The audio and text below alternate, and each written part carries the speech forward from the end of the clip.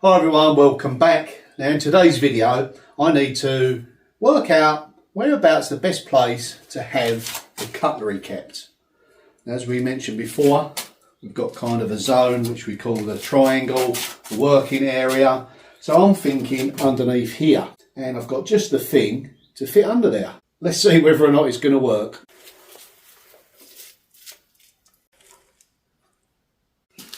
Now this came out of an old table that's no longer any good as a table, so I've dismantled it and used various pieces of it. But it's got a very deep, very usable cutlery tray or drawer. Now let's see whether or not it's going to work underneath here. Yeah, I think I've got to take that off first. Hopefully that won't be too long, because at the moment it is. Now I may have to recess it back into that studwork wall. We've got a batten there that's got to come off first. We might just be able to do it by removing that. So let's get that took off. I think that's going to work. Right, let's clear this area. Who knows, might even get a lick of paint on a few boards today.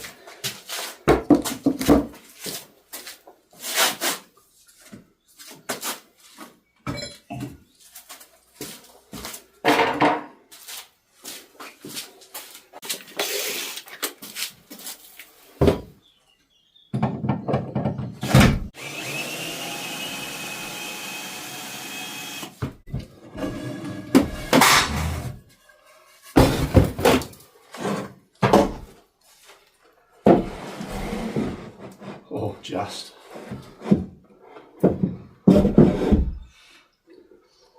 Yeah.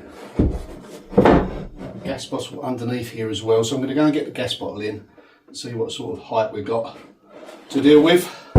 That's certainly doable.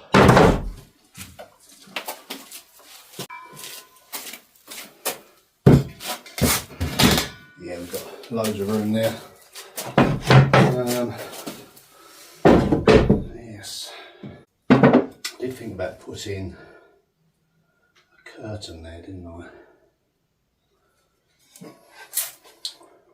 Gas bottle fit in that recess there. That might even be better.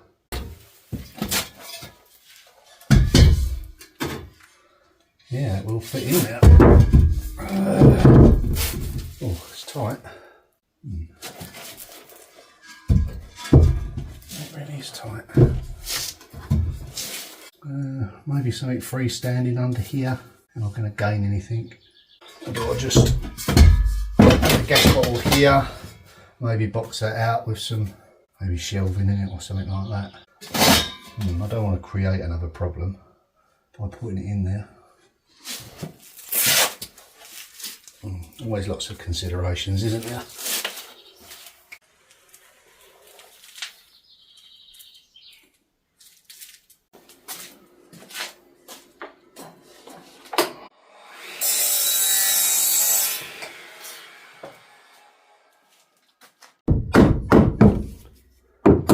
So we've just inserted this piece in here. I've got to trim that off, then we can start boxing out this area.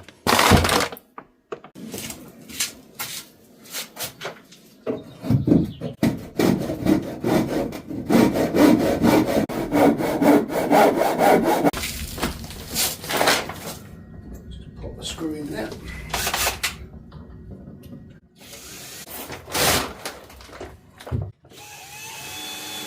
Just going to tack it for now as usual, and then once I'm happy we'll do the final fix. It's a little bit tricky filming and working underneath here, but it's necessary. It's a shame just to box it off because there is a little bit of storage there. I'll just make the most of it.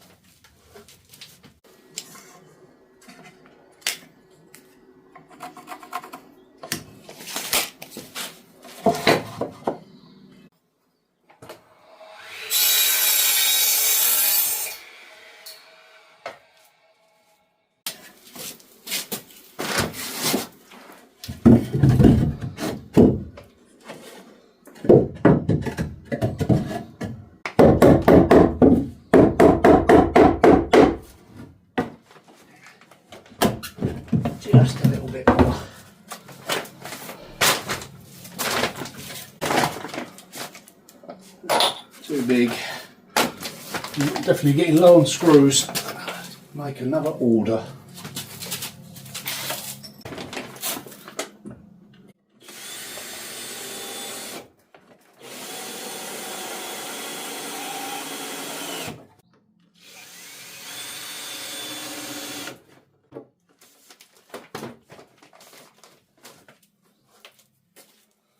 Now for the sides.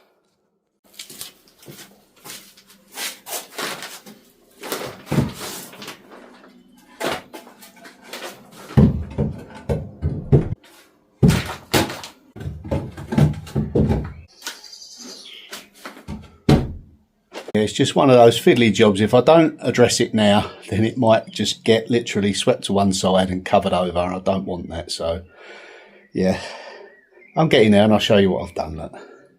So I've got the backing boards on the side now. Just got to get the top in and then get it all nicely secured and maybe a shelf in the middle.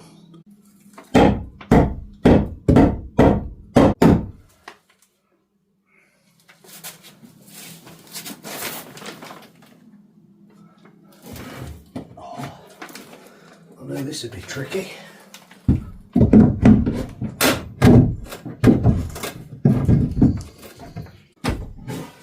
Nearly there.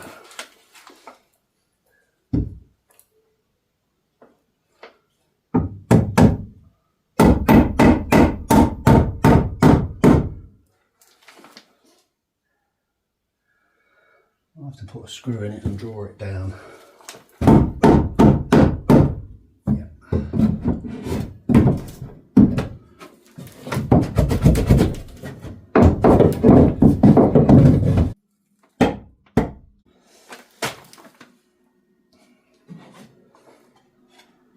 Just a fraction more off. Let's try a different approach.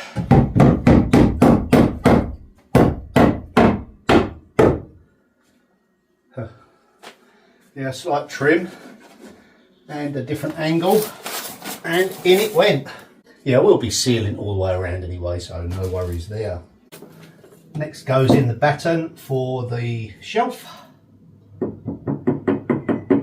That'll also pull all the boards flat at the back.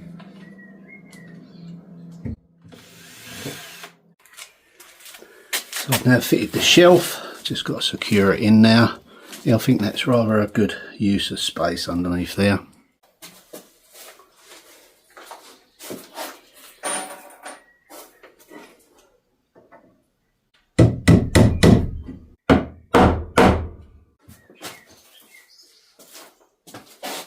Brilliant. I may even put another shelf in that centre cupboard lower down. I'll see what I've got left over once I've finished with all the planking. And to the left we've got a ready-made wine box that's going to get fitted into place there. And just to add a few more colours to the mix, we've got a warm matte beige and an urban green matte. It's just a little different to that one, not a lot. Must admit I am more leaning to the way of maybe doing it all green down here. Maybe the stairwell and the living area a darker green, or the same green but this side in the kitchen maybe knocked back with either white or a different colour, so it's still the same colour palette but just a little bit brighter. You know, I will just make my mind up soon, but just thought I'd share my ideas with you. Yeah, progress is good. Chipping away every day. Yeah, these are coming off. These are going to be rubbed down and they're going to be treated and either waxed or sprayed black. So yeah, just thinking about some of your questions and that you've been asking on the comments. As far as the fridge goes, it's going to go in the cupboard underneath here. It's not going to be a big fridge. There's not going to be any microwaves. There's not going to be any slow cookers or anything electrical basically here, other than the fridge, we're going to have a gas antique stovetop cooker there. Say cooker, it's just literally a couple of plates, cooking plates. Not sure whether I'm going to be able to get that one that I spoke about previously online. It's a problem with the shipping, and I don't think the French guy wants to send it out. In his listing he put 2 kilos, but it's actually 10, so a little bit of confusion now. I'll find another one. And yeah, we've got our cupboard doors there. We've got the oak ones to go underneath there, so we'll have to start figuring out the framework. I think what I'll do this side, because the worktop is a fair bit deeper, when you're standing against it here, you need your feet to go underneath. So I'm going to make a recess. Going to be the height for this plinth here, and you recess back from the front of the doors. That way you can go right up to the edge, and it can be comfortable for using that way. If you've got a sort of your feet hit the bottom of the cupboard and you're away, it's not really ergonomic. So yeah, all these little considerations do make a difference. Okay, I've got to figure out how to get the drawer on. Nothing complicated with that. Yeah, because if I start putting in big electrical appliances, I'm really going to struggle to provide the power with the solar panels. So that's why I'm going for a gas burner. Gas bottles readily available. They last quite some time. The fridge will be a very low wattage. It's not going to be like, full of family stuff. We've got a big fridge in our own kitchen for that. It's just, when we're doing little bits of cooking. What other appliances? We've got the water heater. I'm looking into different options. The average is about a 2 kilowatt. I've got a unit that will run that, but it might struggle in the winter to get charged up. So I'm also thinking about maybe running some pipe work and preheating the cold water in before it goes into the electric boiler. Now you can do that around the flue. There's various different methods, so I'm looking into that at the moment as well. Just really want to try and be as much off-grid in here as possible. Keeps the costs down. It's kind of what I've always wanted to do in here. That's the ethos behind it. A bit of recycling, buying new stuff to a minimum, free power from the sun, and wood. Wood is plentiful for heating. So yeah, that's the thinking behind it all. Well, I think the last few weeks are slowly catching up with me. It's often the way. You do a nice, easy, light job, and then you just feel like you're exhausted, and it's not from what you've been doing, it's what's catching up from behind. Okay, I'm going to call it a day on this short little video, and I'll see you in the next one tomorrow. Thanks for watching. Bye for now.